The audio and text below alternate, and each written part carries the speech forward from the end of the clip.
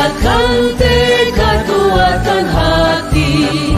Negeri ini memanggilmu kawan. Belajar, bergerak, berbagi untuk negeri. Guru penggerak, majukan pendidikan. Guru penggerak menghamba pada murid. Kreatif, rancang pembelajaran. Hargai potensi, tingkatkan prestasi. Lahirkan profil pelajar Pancasila. Belajar, bergerak, berbagi untuk negeri. Kita menjalin kolaborasi. Belajar, bergerak, berbagi untuk negeri. Demi bakti pada Ibu Pertiwi.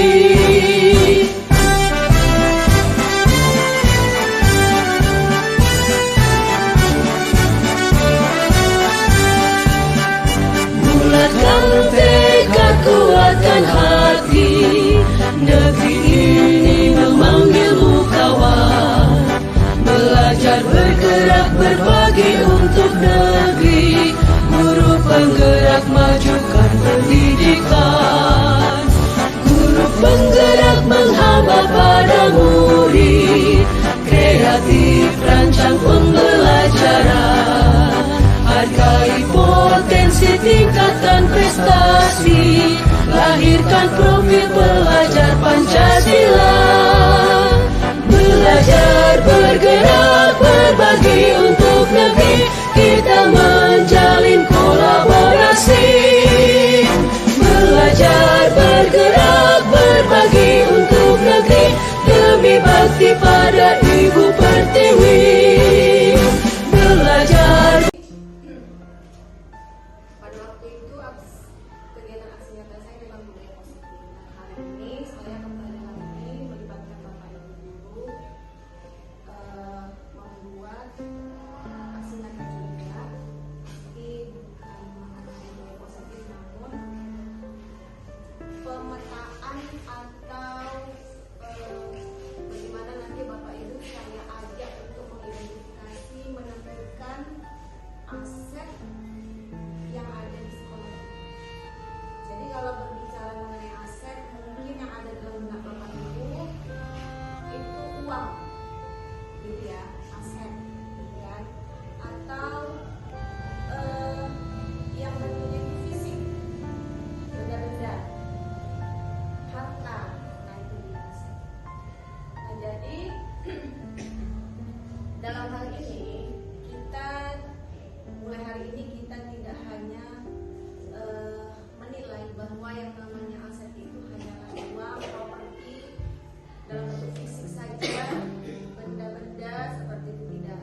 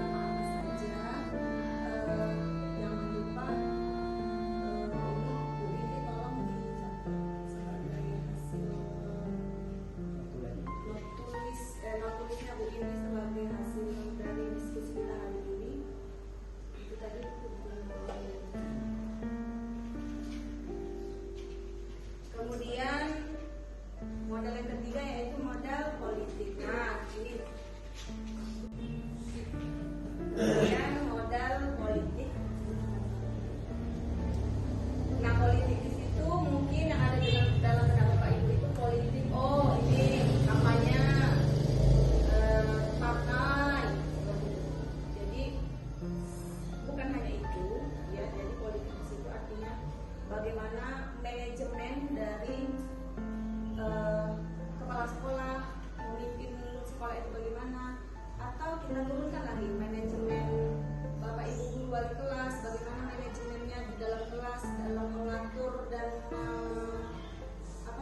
memanage kelasnya seperti itu. Jadi di sana masuk kepada modal kemudian modal fisik. Nah ini kalau modal fisik inilah yang mungkin selama ini ada dalam pikiran kita, seperti itu ada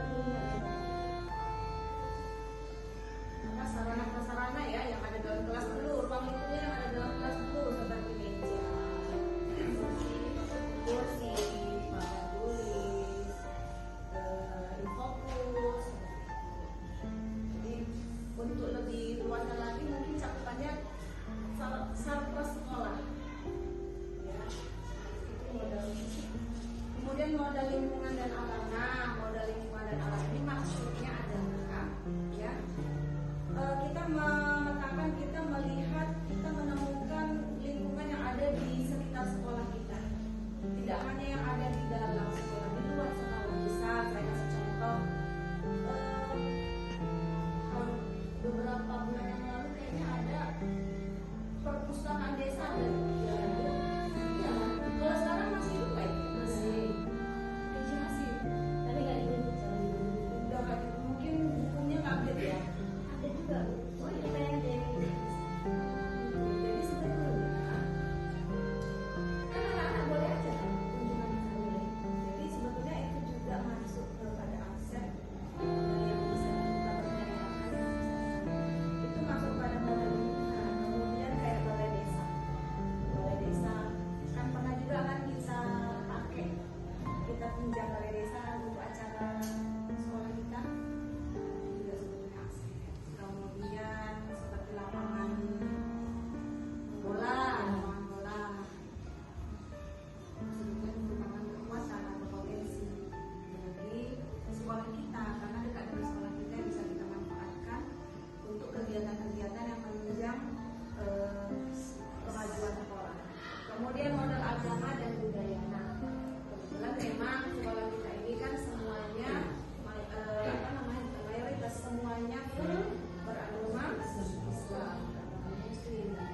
Tapi begitu pun lingkungan sekolah kita kan juga nggak semuanya Islam. Jadi bagaimanalah kita dapat toleransi terhadap yang berbeda agama, kemudian budaya-budaya seperti apa ya yang kalau di Sidoarjo ini yang tampil semalam loh, reok. Nah itu juga sebetulnya kekayaan bagi sekolah kita, karena kita mengikat dengan budaya-budaya masih istilahnya masih dilestarikan, masih ada di sini. Dan itu memang harus sebetulnya dilestarikan, jangan sampai mati. Jaket itu masuk. Kemudian seperti di sekolah kita juga ada kan, dari daerah ada juga kan. Nah ini juga merupakan suatu modal budaya. Nah kemudian yang terakhir adalah yang ketiga adalah modal finansial sama dengan pilihan. Nah di sini kalau kita di sekolah ini apa aja kira-kira modal finansial kita selain dana bos?